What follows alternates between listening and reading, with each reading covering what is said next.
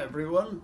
Now, you may recall the last time we were talking together, I began to tell the story of the life of Joseph, a most remarkable account of the dreams and of the life of Joseph, how he was sold by his brothers into Egypt, and how there God prospered him in the house of Potiphar. But Potiphar's wife had designs on him, and when he resisted her attempts to seduce him, he ran away, and she caught hold of his coat, then said to her husband, "You know, that servant that you brought here has tried to rape me."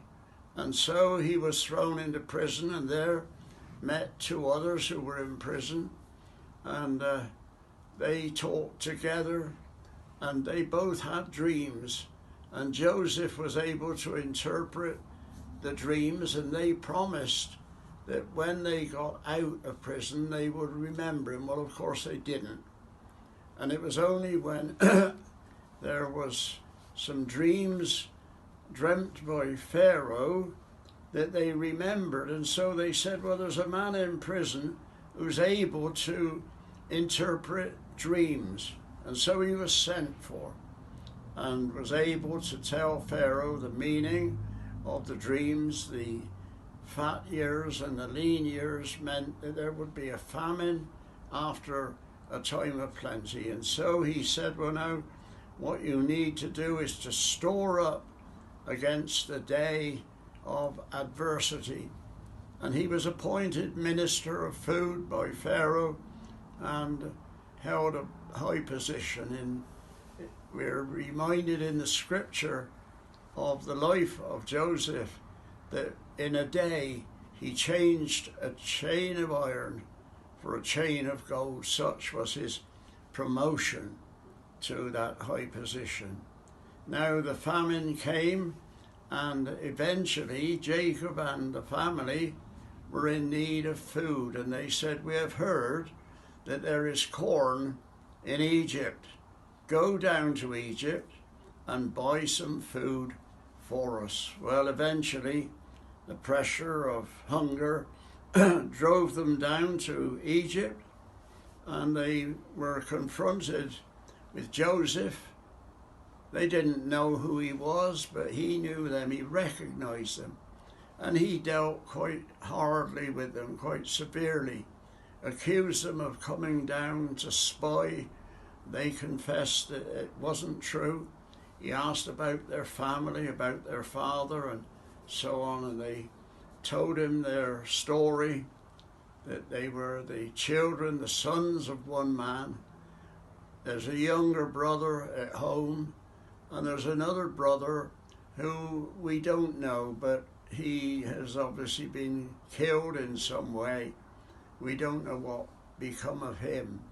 Of course, they talked between themselves, and Joseph was able to understand because he was aware of their language. It wasn't a problem as far as he was concerned. And so it was that they bought some corn and sent it back, and he put the money in the sacks. So when they got partway back, they opened their sack. There was the money, and they thought, oh dear, and they went back and confessed. And so it was that they went back and told their father all about this incident. And after a while, they became hungry again. Now, their father said, go down to Egypt, and they said, well, no, it's no good, because the man we dealt with there said, unless your younger brother is with you, you won't get any food. And Jacob didn't want to do that. He was so sad. He wept about this, and the family tried to comfort him. But in the end, necessity came upon them. And in the end, one of the brothers said, I will be surety for him. And they went down again to Egypt.